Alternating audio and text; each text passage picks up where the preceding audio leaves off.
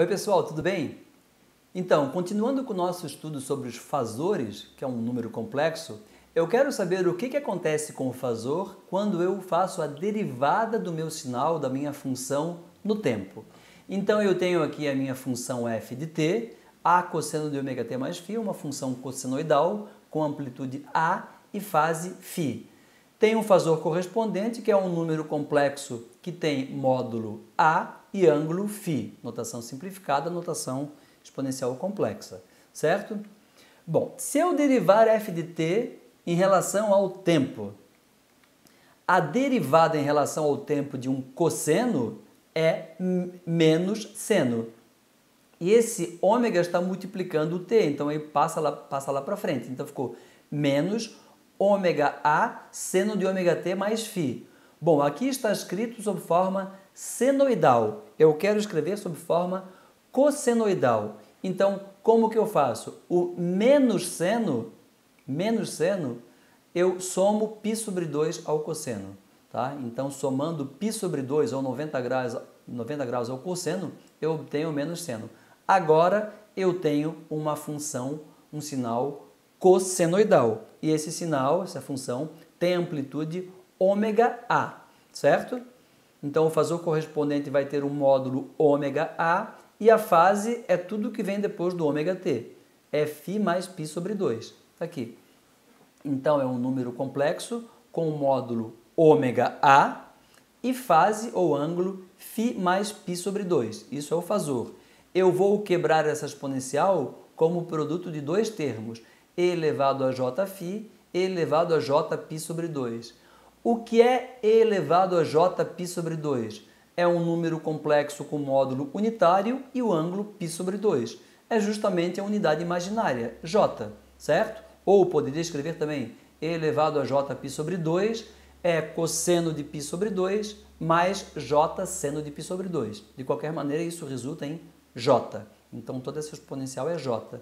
Então, eu tenho que o meu fazor correspondente à derivada é j ômega vezes AE na jφ, mais AE na jφ é o próprio fazor inicial, antes de derivar a função. Então, o que eu concluo aqui? Eu concluo que a derivação do sinal no domínio do tempo, da função f de t no domínio do tempo, corresponde a um fazor j ômega fs, corresponde a uma multiplicação por j ômega no domínio da frequência. Então, derivando no tempo, eu multiplico o fazor correspondente por j ômega. E se eu derivar de novo, multiplica por j ômega vezes j ômega ao quadrado. Tá? E se eu integrasse, eu não vou mostrar aqui, na verdade dividiria por j ômega, mas é irrelevante aqui, certo?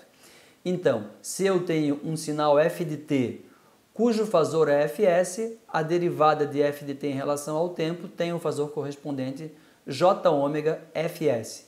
Isso tem aplicação, muita aplicação, em matemática, tá? Em engenharia, em física, muitíssimas aplicações em diferentes campos da engenharia. Tá? Eu vou começar apresentando uma aplicação na obtenção da solução particular de uma equação diferencial linear com excitação senoidal. Então, com um exemplo é mais fácil. Então, resolver a equação diferencial ordinária dada por essa expressão. Então, eu tenho uma equação diferencial ordinária de segunda ordem aqui, né? Então, derivada segunda de f de t, mais 3 derivada primeira de f de t, mais 2 vezes f de t, é igual a 20 cosseno de 2t. Isso é a excitação cossenoidal. Como que se resolve esse tipo de equação diferencial? A primeira coisa consiste em obter a equação característica ou polinômio característico. Aqui eu tenho uma derivada segunda, represento como s ao quadrado, ou lambda ao quadrado, ou d ao quadrado. Diferentes livros utilizam diferentes símbolos. Eu estou utilizando s.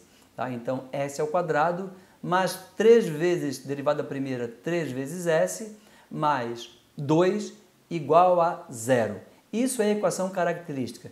Obviamente, eu não estou dando uma aula de equações diferenciais, estou apenas recapitulando para quem já viu. Nosso objetivo é utilizar os fazores nisso, tá? Então, essa é a equação característica, nesse caso é uma equação de segunda ordem, é um polinômio de segundo grau, também chamado de polinômio característico, e tem duas raízes, nesse caso duas raízes reais, menos 1 e menos 2. Tá? A solução da equação homogênea, considerando que essa equação aqui, essa excitação fosse nula, colocando zero, então essa é a solução da equação diferencial com excitação nula. É a solução da equação homogênea, ou equação complementar, se eu não me engano também. Tá? C1 e C2 são constantes que dependem das condições iniciais e os expoentes aqui das exponenciais correspondem às raízes da equação característica. E elevado a menos S1, E elevado a S1t, onde S1 vale menos 1, E elevado a S2t. Cada uma delas individualmente é solução, como a equação é linear, a soma delas também é uma solução. Então, C1 e C2 devem ser determinados utilizando as condições iniciais. Mas antes disso, eu tenho que levar em conta a excitação. Então, eu tenho que obter a solução correspondente à excitação, chamada de solução particular. Nesse caso, como a excitação é cossenoidal, a forma geral da solução particular é K1 cosseno de 2t mais K2 seno de 2t. K1 e K2 são constantes coeficientes a serem determinados. Tá? Então, como que se obtém K1 e K2, esses coeficientes? Deve-se substituir essa função na equação diferencial, derivo duas vezes, derivo uma vez, multiplico por 3, etc. E faço uma série de operações até que obtenha o K1 e K2. Dá um certo trabalho. Tá? A solução geral, que inclui a homogênea e a particular, equação linear, é a soma das duas. Essa é a solução geral. Então, eu obtenho aqui a soma. Depois que eu somo, eu aplico as condições iniciais, f de 0 e f' de 0, e obtenho, então, C1 e C2. Tá? Dá um certo trabalho, particularmente, obter a solução particular. Então, a gente vai mostrar como utilizar os fasores para obter a solução particular quando a excitação é cossenoidal ou senoidal, tanto faz. Tá? Então, aqui está a equação diferencial. A gente diz que ela está no domínio do tempo, porque a função de tudo depende do t. Poderia ser x também, tá? O t aqui é uma variável genérica que não necessariamente é o tempo, mas em circuitos elétricos é o tempo. Tá? Então, aqui a solução particular tem a forma geral A cosseno de ômega-t mais φ, certo? Então, essa é a solução particular dessa equação diferencial. Essa solução particular, ela tem um fasor correspondente, que eu chamei de F maiúsculo P, que é um número complexo com módulo A e ângulo φ. Bom, o que eu vou fazer agora?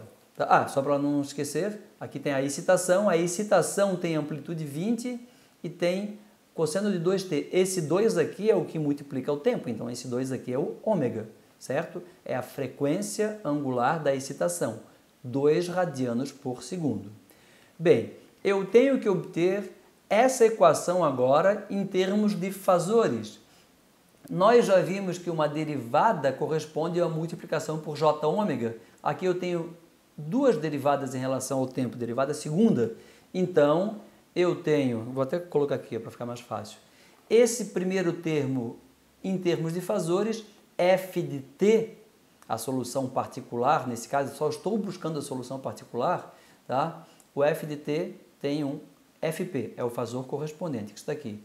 Derivado duas vezes, multipliquei por j-ômega duas vezes, elevei ao quadrado. Aqui eu tenho 3 vezes o fasor derivado uma única vez, multipliquei por j-ômega, e aqui não tem derivada nenhuma, então é 2 vezes o próprio fasor. E o fasor correspondente, a 20 cosseno de 2t é 20 com ângulo de 0 grau, está aqui. Então os termos correspondentes no tempo e aqui os termos correspondentes no fasor, tá? Ou no domínio da frequência, certo? Ômega é 2 radianos por segundo, então eu substituo 2 radianos por segundo, 2 aqui no lugar de ômega. Então aqui eu tenho J2 elevado ao quadrado. Ora, J2, J ao quadrado é menos 1, então dá menos 4. Aqui eu tenho 3 vezes J vezes 2, então 6J, ou J6. J6 e 6J é a mesma coisa. Tá? Aqui é 2 e aqui é 20. Então aqui eu só vou fazer operações com números complexos. Então, o 20, aqui na notação simplificada está aqui em cima, numerador, o que está entre parênteses passa para o outro lado dividindo. Então é menos 4 mais 2, a parte real é menos 2 e a parte imaginária é J6, certo? Então aqui eu tenho que, como tem uma divisão, eu tenho que passar esse denominador aqui embaixo para a forma polar. É um número complexo cujo módulo é raiz quadrada de 2 ao quadrado mais 6 ao quadrado, está aqui, e cujo ângulo eu posso obter a partir do arco tangente, está aqui também, tá? Esse número está no segundo quadrante. Então é a forma, já vimos isso, tá? Anteriormente, como passar da forma retangular para a forma polar. E aqui está na notação simplificada. Quando eu divido dois números complexos, eu divido seus módulos e subtraio seus ângulos. Então, 20 dividido por 2, raiz de 10, 20 dividido por 2 é 10, 10 dividido por raiz de 10 é 10, nem precisa de calculadora aqui, raiz de 10. E o ângulo é o ângulo do de cima menos o ângulo do de baixo. Então, é 0 menos 108,4, aqui está.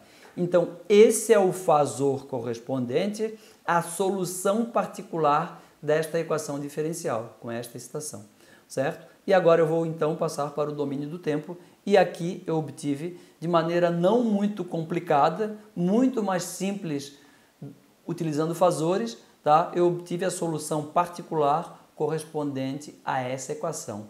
Essa solução particular tem que ser somada à solução da equação homogênea e as constantes são obtidas a partir das condições iniciais.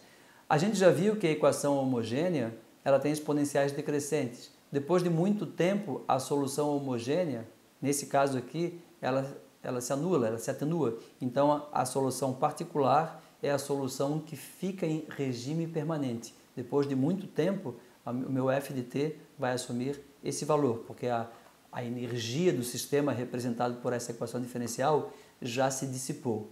Tá certo? Então, na próxima aula, nós vamos utilizar os fasores na análise de circuitos elétricos de corrente alternada em regime permanente, que são regidos, no final das contas, por equações diferenciais. Tá bom, pessoal? Até lá, então!